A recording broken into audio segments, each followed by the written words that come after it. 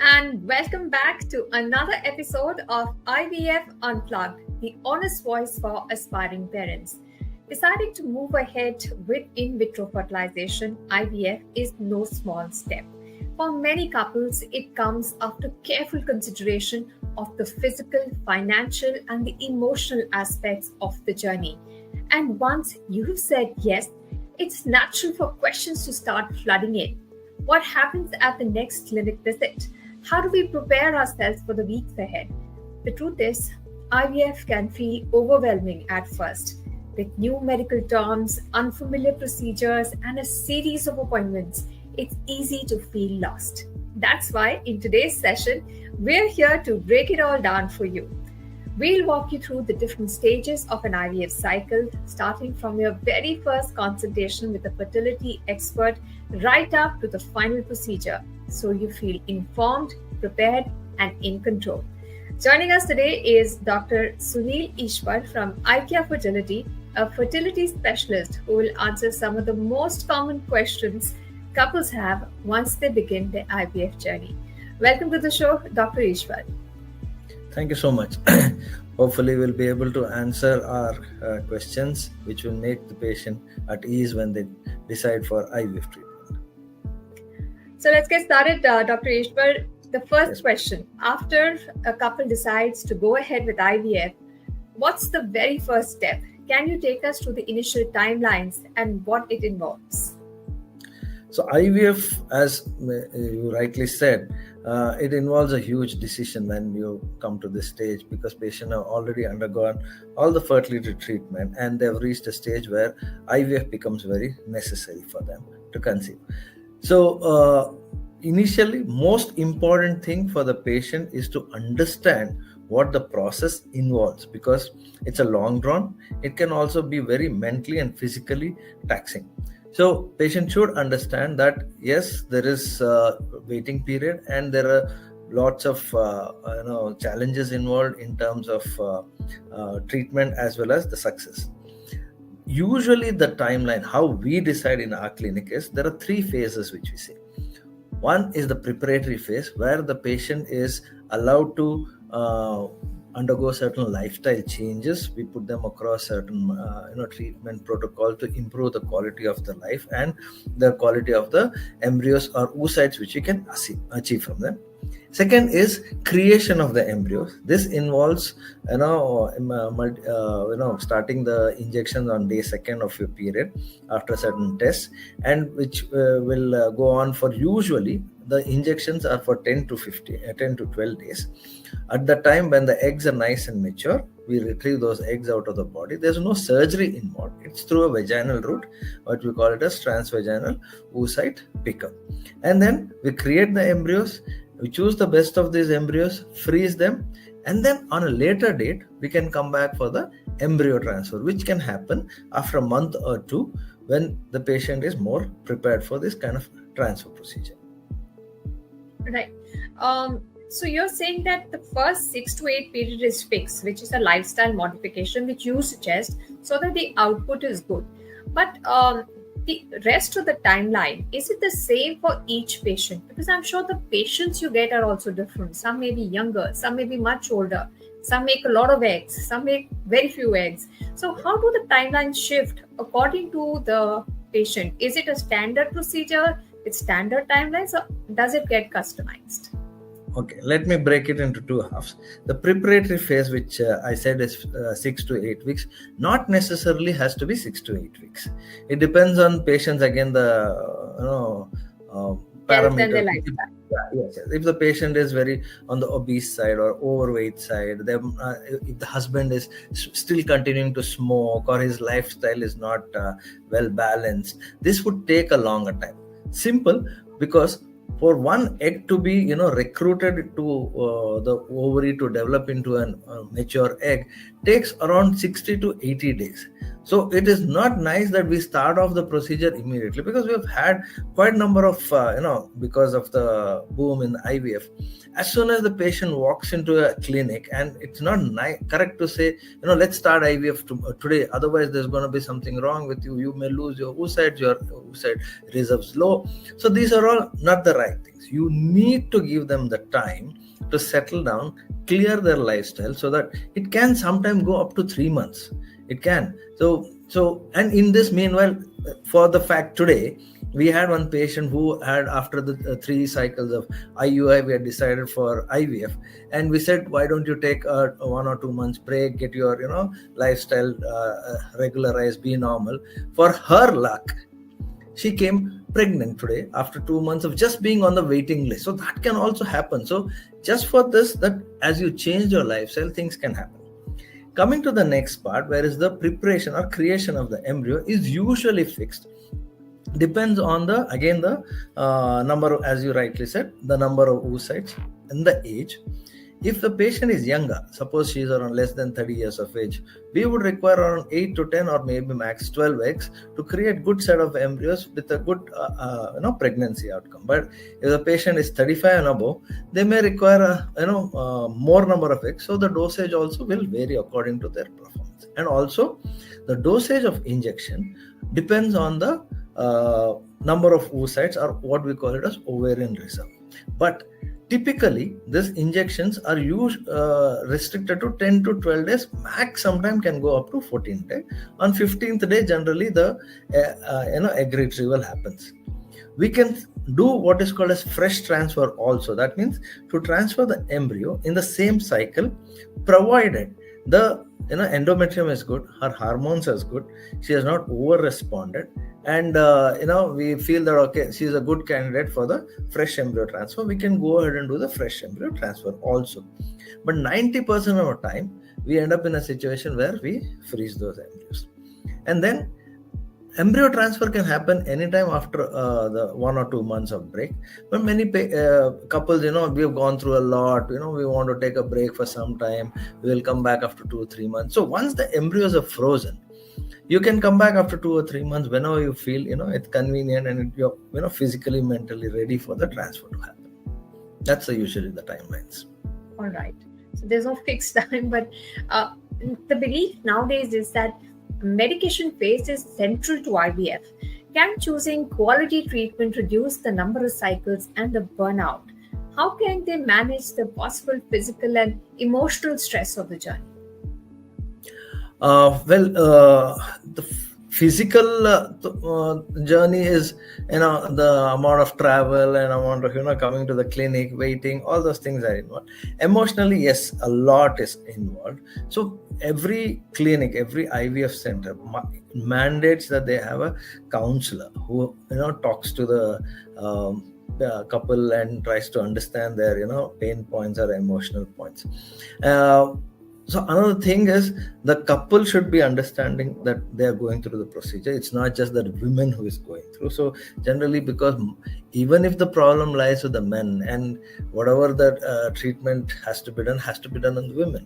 So she has under that tremendous pressure also. See, because of my husband problem, I'm going through. So, and sometimes the husband is on the other side and says, because of your problem, we are going to do this. So that kind of emotional challenges are there. We try to make this more, convenient to the patient in terms of timing, in terms of, the injection dosage, duration, and also the regular counseling. The clinic generally is very, needs to be very friendly. Your receptionist, your lab technicians, everyone tend to talk to a patient very, friendly, so that the couple don't feel that they're, going through some massive procedure, which is, mentally very taxing to them. So a friendly environment and a good counseling would definitely help a long way to calm their nerves up, because we know that there are lots of negatives results involved in this. Unless we continuously talk to them about the outcomes and talk to them more friendly, it becomes more difficult for them to take bad results.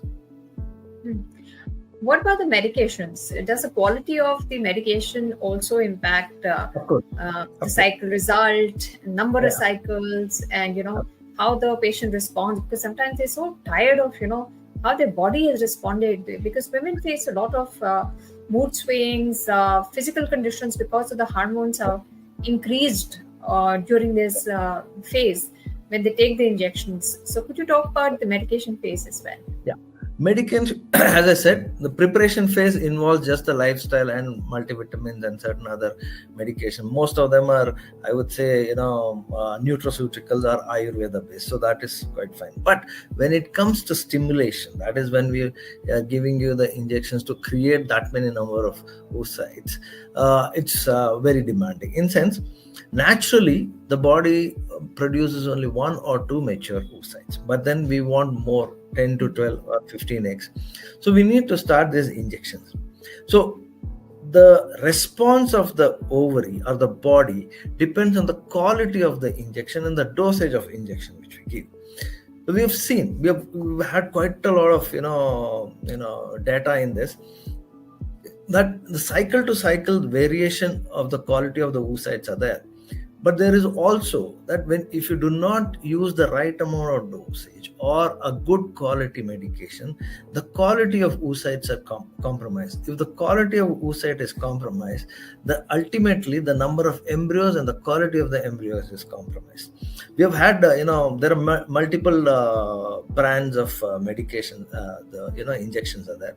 We usually use initial phase. We only use recombinant injections, that is genetically engineered hormones, whereas previously we used to use highly purified or urinary gonadotropins, and we used to have quite a lower result, but with the new technology the results have been good. We also need to maintain a very good cold chain, because these medicines have to be maintained in certain degree of temperature. If there is a temperature variation, the quality of the injection is bad. We also see that whenever there is a fluctuation, it typically shows in the quality of the oocyte. There are dark granular oocytes come up. We've seen in many clinics what happens is, first cycle when you do an IVF stimulation, if the quality of oocyte is not good, they're straight away told, see, your quality of the oocytes are not good, you need to go for the donor oocyte program. So that's not the right thing. Why I would say is, quality of oocytes can be affected by three different things. This is what I counsel my patient. One is, there is a cycle to cycle variation. What batch of oocytes you have in this month may not be the same which will be coming in next 2 or 3 months. Second, it can also depend on your age and your image. Third, it can be very badly affected by your genetics. If there is genetic mutation or there is any genetic problem in your FSH or LH receptors, the quality of the oocytes are affected. Fourth, most important, which not many clinic would tell, is the dosage and the storage of medicine and the quality of medicine. Because if the quality is bad, even the oocyte tends to be bad, right? So until and unless 2 or 3 cycles of your stimulation is continuously showing the same kind of oocyte, you cannot blame it on the women and their ovaries. So that's the reason we try to maintain a very high standard of quality when we talk about the medications. Right. So all these factors are definitely important. The quality of the lab, I'm sure, is very important to determine the outcome of the cycle. But let's suppose if somebody gets it all right, their oocyte quality is good, they got the good medicines, and they are all set for D-Day, which is egg retrieval. And it's seen as a big milestone. What happens on this day when you go for egg retrieval? What does the recovery period look like? So egg retrieval is a procedure, basically an interventional surgical procedure. What happens is, when the patient has taken injection for 10 to 12 days, she is more eager, like, let's get it done, let's have the oocyte retrieval. But then there is also a fear in them. What's going to happen? This procedure is done under anesthesia. It can be done with just a very small, mild sedation, where the patient or the woman would not feel the pain, but she's still awake and she's still breathing. So you're not completely under general anesthesia. So general general anesthesia, and there is another level where we go for a complete general anesthesia, where we put a tube into the throat and she is breathing artificially. Most of time in our clinic, in 99% of time, it's under a sedation where patient is awake. So awake means she can just get up in 5 minutes if we stop the medication. That's way. So they don't feel the pain. The procedure typically depends on the number of oocytes which are there. I would say not more than 10 to 15 minutes. Whole procedure lasts only. This anesthesia and retrieval is done in 15 minutes. So patient basically needs to come empty stomach. So she shouldn't even drink water or even a coffee. Most of them ask, can I just have a sip of a coffee? That should not be allowed. No, it's totally empty stomach, at least for 8 hours. So and there will be one IV line to administer the drug. Patient is put into the position, basically called as a lithotomy, where the legs are separated and the buttocks are hanging on the table. And after anesthesia, that once we said it, we start doing this procedure. Rarely there is any complication. Complication could involve bleeding or injury to bowel or to the bladder, which is all manageable.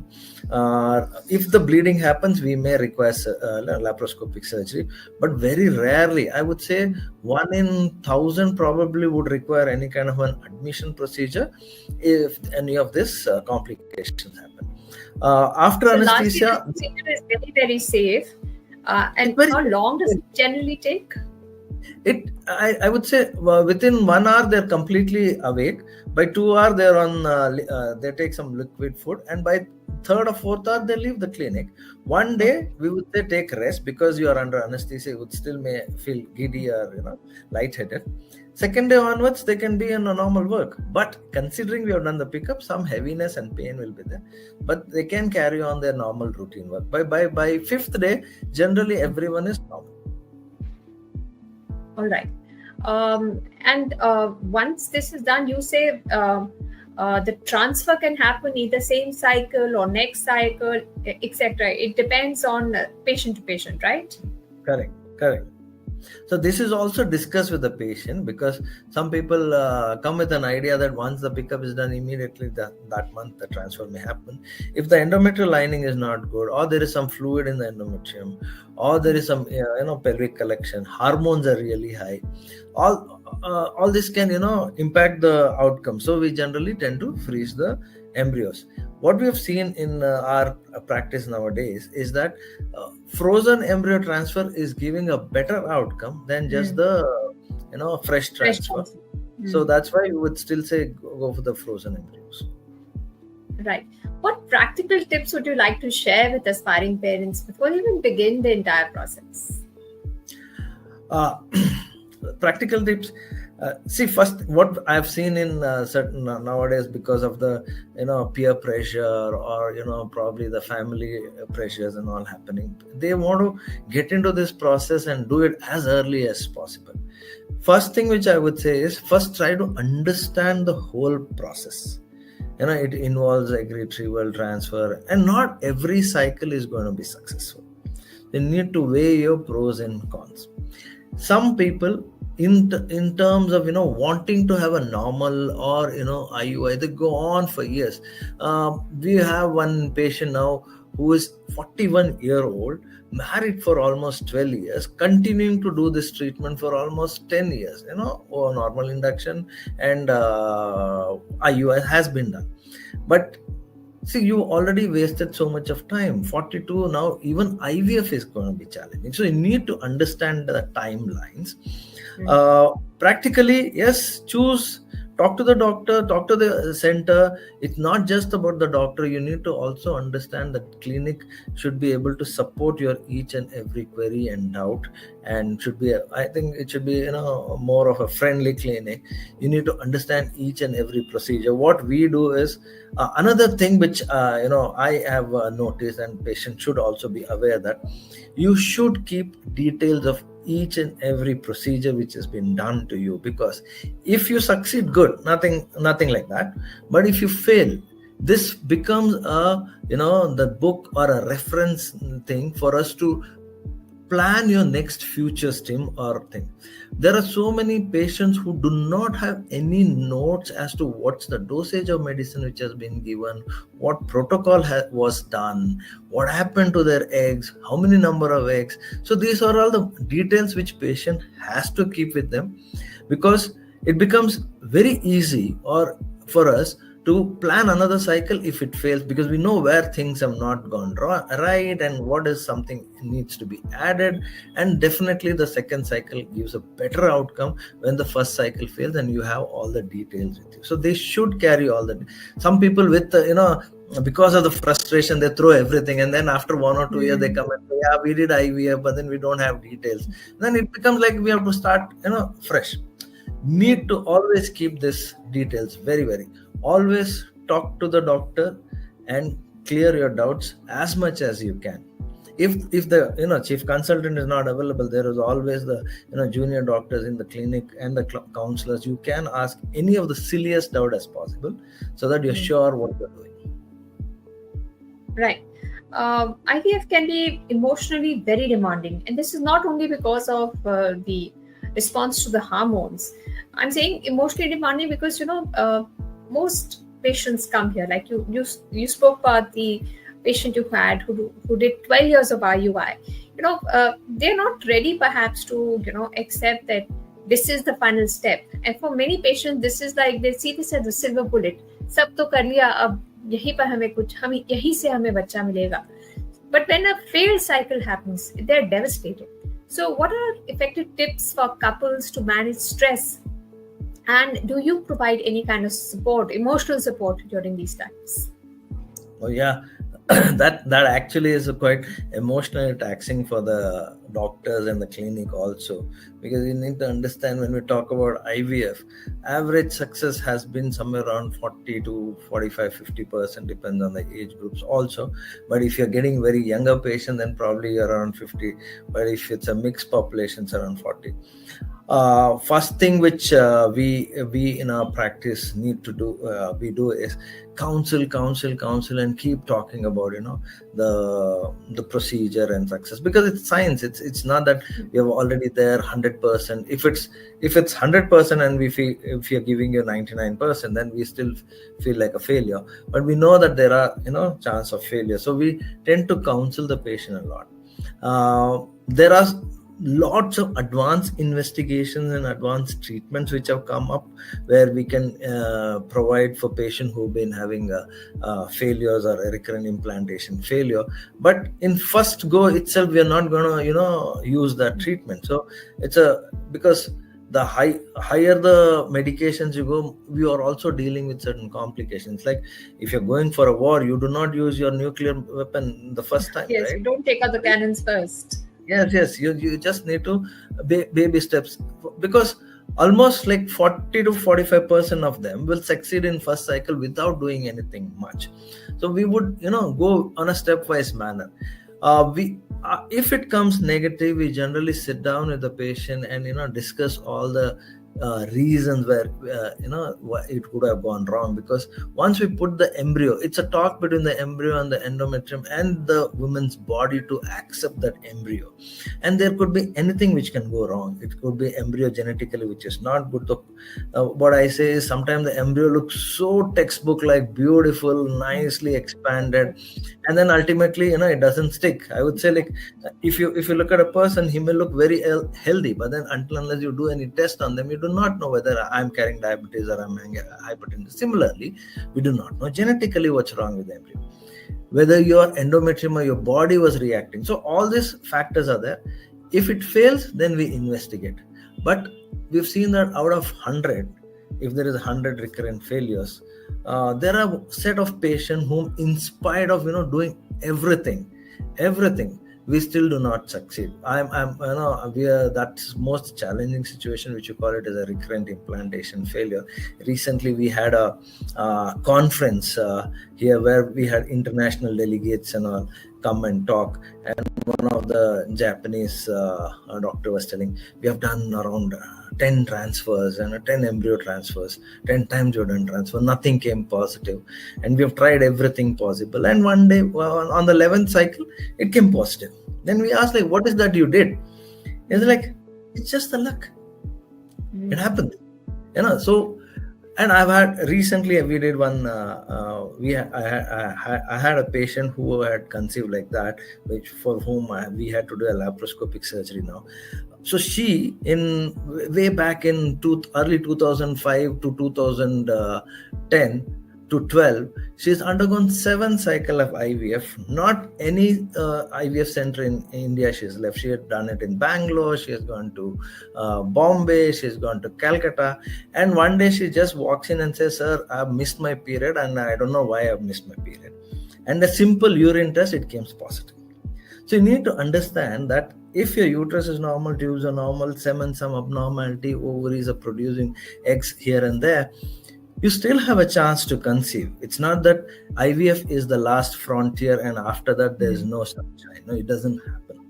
So we have had many stories like this. I can go on that in spite of IVF failing, I have my own patient where we say, "Oh, quality of oocyte was bad, your embryo quality is bad, you need to give it a thought," and after 2 or 3 months they come pregnant. So we always tell them that do not lose hope. It's just that this time it's not happened. We can figure it out. But one of the other constraint which they have is financial, which we could really work on that. Next is, and sometimes mentally they're too tired to go through so much taxing. You wait for the results. You're so keen that it comes positive, and when it turns negative, it's mentally really, really very taxing. So counseling plays a role, but unfortunately for certain patients, we still can say, just wait, you have a ray of hope. And another thing, we also go through lots of emotional challenge, because we know that almost 30-40% of our patients are going to be negative. We need to sit down and we need to also contemplate what went wrong from our side. So yes, it's for both patient and doctors mentally quite taxing. But when the baby is delivered, I'm sure the results seem so worthwhile. So all this will be, worthwhile for both the doctors and the patients. Of course. It's nothing as beautiful as having your baby in your hand, because we've had so many patients coming in and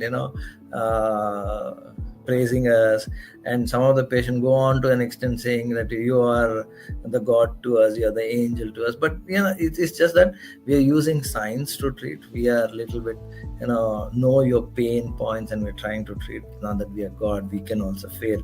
We are human. So but it's most amazing feeling when you hold that one child and just look at the the new mother, and the tear in her eyes is the most satisfying or gratifying feeling in the world. Yes.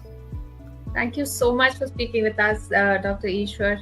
I think what I have understood is that there is science to IVF, but there is hope and there is magic also, and one must always believe that magic will work for you. Thank you so much for joining us.